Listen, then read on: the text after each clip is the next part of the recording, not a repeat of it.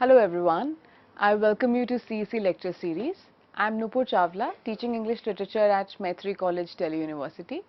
Today's lecture is part of the ongoing series on the English short story, and the lecture is titled Short Story by Temsula Ao, Three Women in Laburnum for My Head.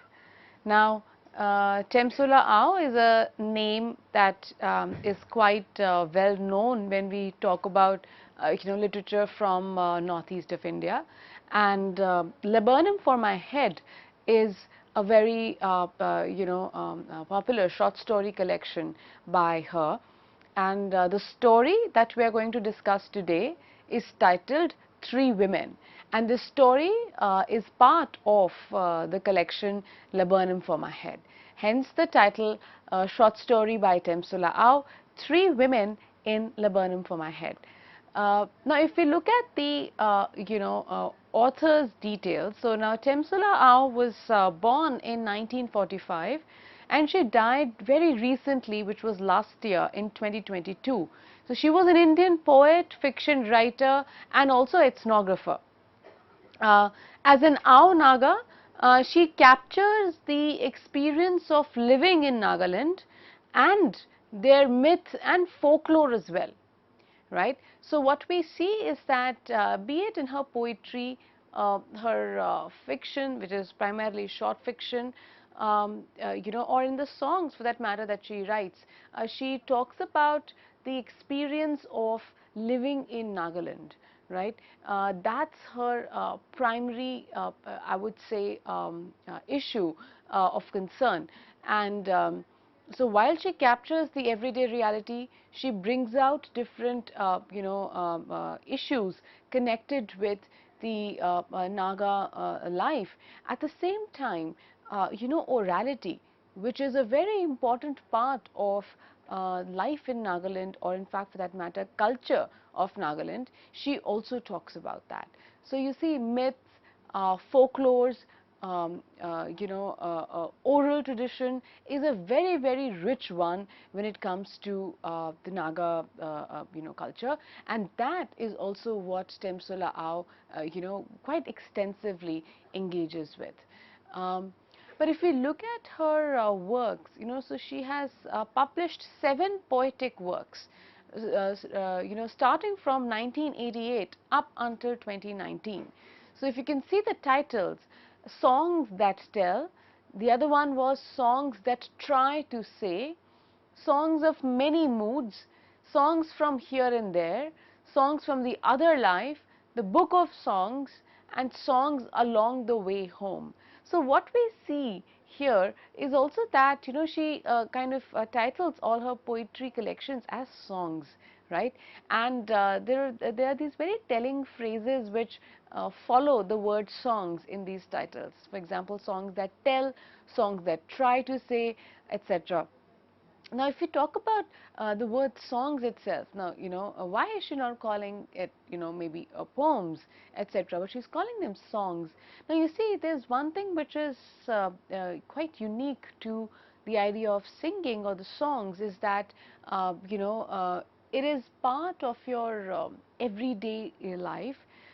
Second, songs or something that is sung, is passed on from one generation to the other, and it may not necessarily require a written medium, and therefore, a direct connection with the idea of orality in the Naga culture, right. So we see that even the titles that she chooses for her works are quite telling in that sense. But of course, in this lecture we are going to focus not as much on her songs or her poetry, but more on her short story or her short fiction. So she has published 3 short story collections in her lifetime. The first one was titled These Hills Called Home, which was published in 2005.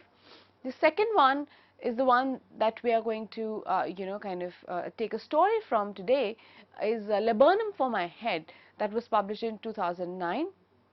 And the third was quite a recent one, that is Tombstone in My Garden, which was published in 2022. Now, You see, when we talk about the collection Laburnum for My Head, um, the title has the word laburnum. Now, what is a laburnum? It's a particular kind of a flower which is yellow, and it's a very beautiful flower. And in fact, for those who are maybe in North India, are also aware of this flower as a very common sight in a lot of places. So likewise, even in Nagaland, there's a particular season when laburnum blooms, and that is what kind of Temsula Ao takes inspiration from for the title of this short story collection. Uh, and just as an aside, what we can also see is that she has taken inspiration from an element of nature. So we also see that nature plays a very important role in the lives of people from the Northeast, because of course nature is in abundance. It is beautiful. They're also with their identity as tribals also makes them a lot more closer to nature, and they also have that sensitivity to appreciate nature in as it exists. So we also see that how nature has always been an integral part of their life, and this is also of course evident in this title of a short story collection. Now you see, this book was also awarded the Sahitya Academy Award, right? And which of course establishes that how this is one of the quite an acclaimed text by Temsula Ao. Now it's important for us to see how this collection begins, right? I mean, before we come to the discussion of the short story Three Women, I would say that our discussion would be incomplete without us looking at this opening remark with which the entire collection begins, because this really helps us deep dive into the I would say the imaginative universe of our author, or one can say the creative universe of the author. So let's take a look at what Temsula Ao writes right at the beginning of her short story collection. She says, and I quote, "Stories live in every heart. Some get told, many others remain unheard. Stories about individual experiences made universal by imagination, stories that are jokes and sometimes prayers, and those that are not always a figment of the mind but are at times confessions. Because stories live in every heart, some get told like the ones on these pages." Unquote. Now, this is of course a very poetic way of talking about just the idea of the story. So let's try to understand what all ideas that she packs in this quotation. So she says that stories live in every heart, which means that stories make no distinction between somebody who's educated or uneducated, etc. All of us are kind of used to telling stories, and for that matter even hearing stories. So live in every heart, they live in every heart. Some get told, others remain unheard. Means that there are some stories which are openly expressed, which become popular, while there are certain of those stories as well which must be heard, but they do not get as much space, right? Now, whose stories are, or what kind of stories are these that remain unheard? Maybe the stories of the people who are on the margins, right? Maybe the stories of the people who are not part of the mainstream, and therefore the need to bring them on the forefront, right? And then she goes on to say that there are some stories about individual experiences and made universal by imagination. Now, this is very important. It's like she sets the tone of her writing right at the outset. So she says that a particular story might be a result of the experience of an individual, or might represent the experience of an individual, but that story is made universal by imagination. Means what? that the story has an appeal, to the larger, I would say, humanity. It it is not individual centric per se, because human nature, after all, is the same everywhere, right? So the stories or the experiences which might be specific to particular individuals, they ultimately acquire a universal flavor as they are, kind of told in the fictional mode, right? And then she says that some stories are also prayers. Why prayers?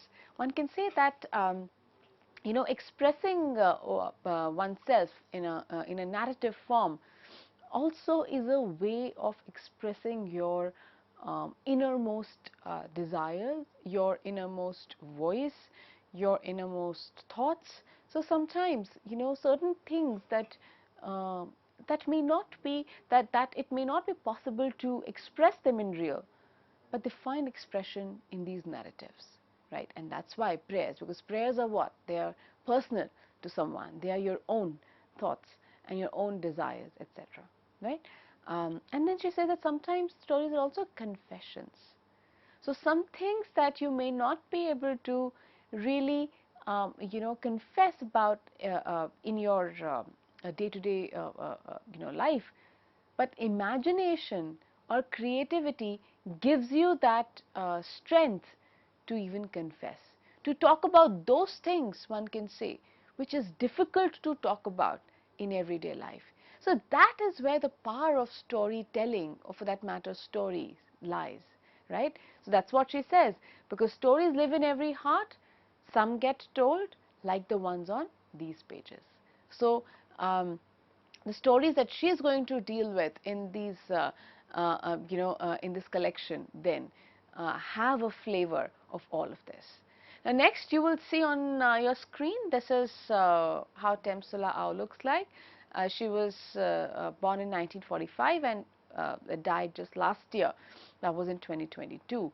And the three short story collections of hers that we've referred to, let's look at the cover page of each of these, right? So laburnum for my head, as you can see, that's the flower laburnum that we were talking about, right, which is also there on the cover. Then we have these hills called home, and tombstone in my garden, which is one of the recent ones by Temsula Ao. Now, having discussed, what the author, about the author, about the text, and also about your author's idea of the story, let's finally move to the story which is in discussion today, that is titled Three Women, right? Now, it is part of the collection Laburnum for My Head, and primarily it captures the voices of three generations of women. That is Martha, who's a young girl, then Medemla, who's her mother, and Lipoctula, who's the grandmother. So the young girl, the mother, and the grandmother, they form the center of the story. In fact, apart from them, there's only a very tangential reference to any other character. So it's these three women who occupy the most part of the story, right? And as a reader, you also kind of can't help but appreciate the form in which this story is written.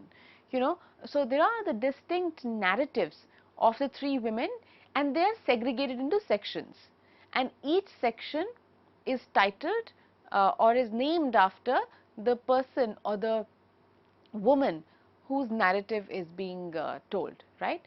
So these sections, they carry the narratives of these women independently, and in these sections we see the voice of that particular woman predominates. So for example, the story begins with the section on Martha.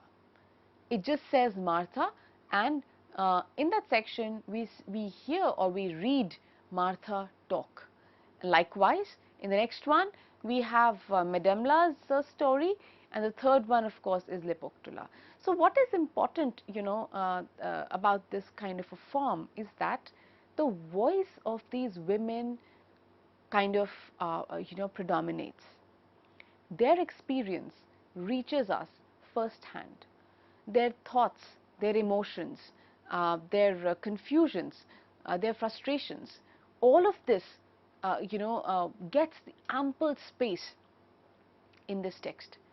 So what we then see is that here's of course a woman writer, Temsula Ao, writing about other women, right, which of course becomes a very I would say important point to note. A woman capturing experiences of other women, then this of course becomes one of the ways of giving space to the experience of women that otherwise might be compromised in other spheres of life, right?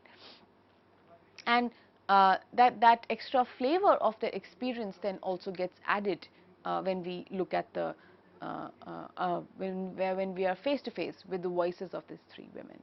So now let's first kind of also get a sense of what are the defining features of the narratives of the three women, right? So first is of course Martha's story, right?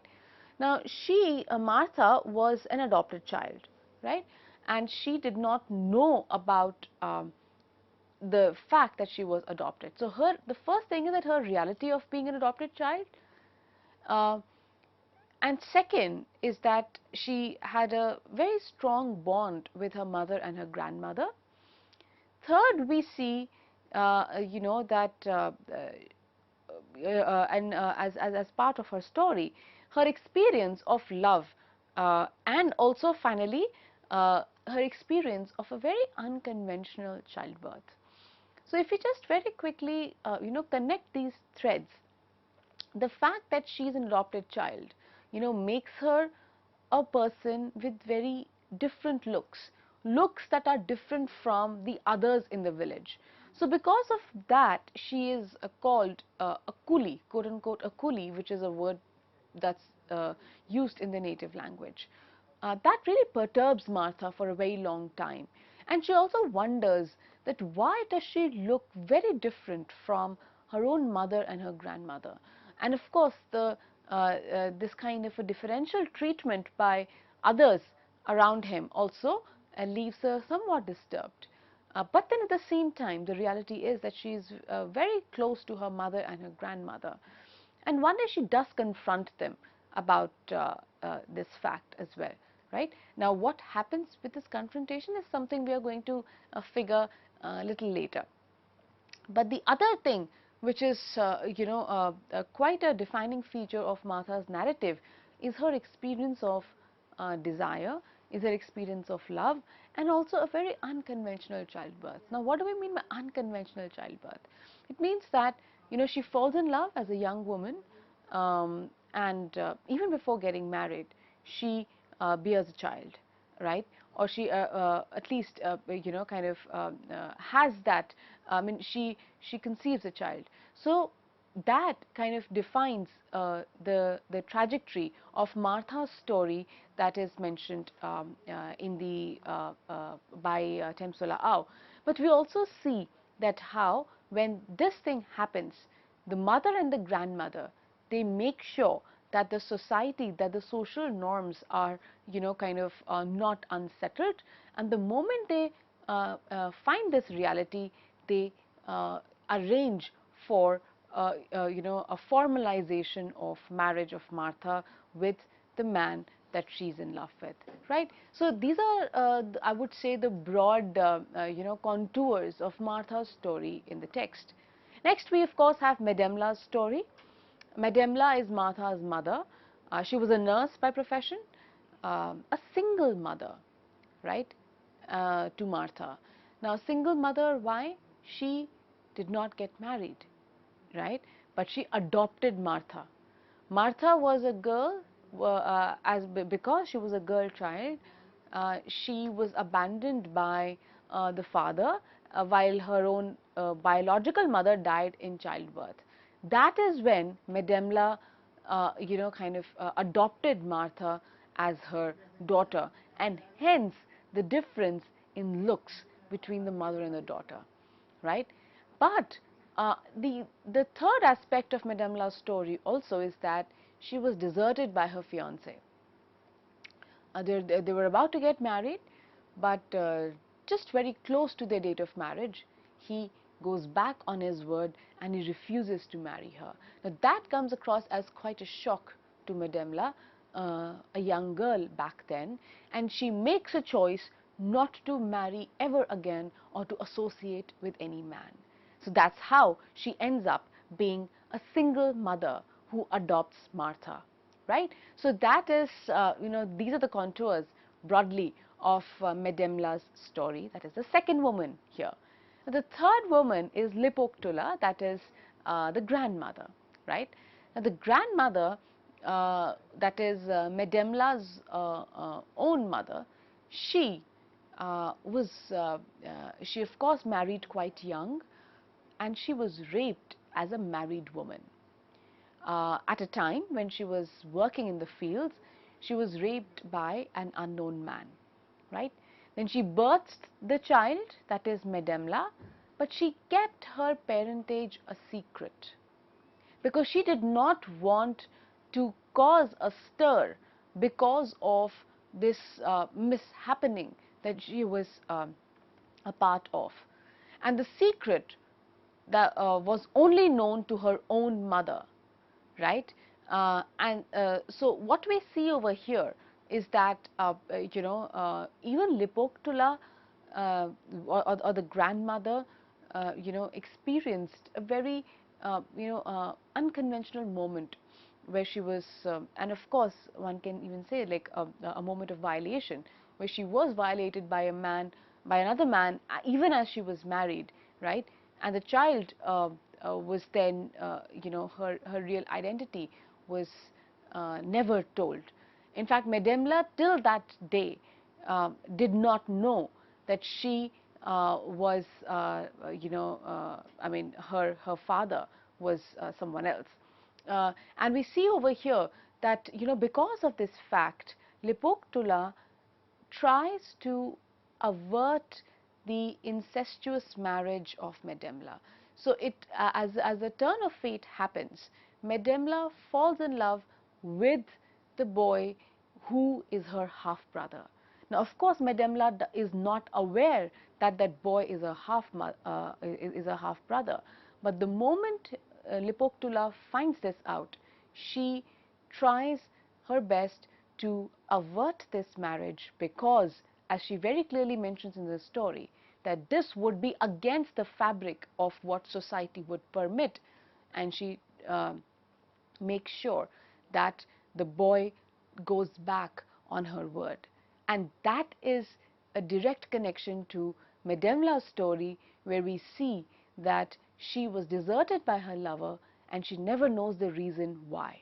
The reason was because he was her half brother, but that fact is never known to her, right? So broadly stating, these are the contours of the stories of these three women which is captured by Temsula Ao.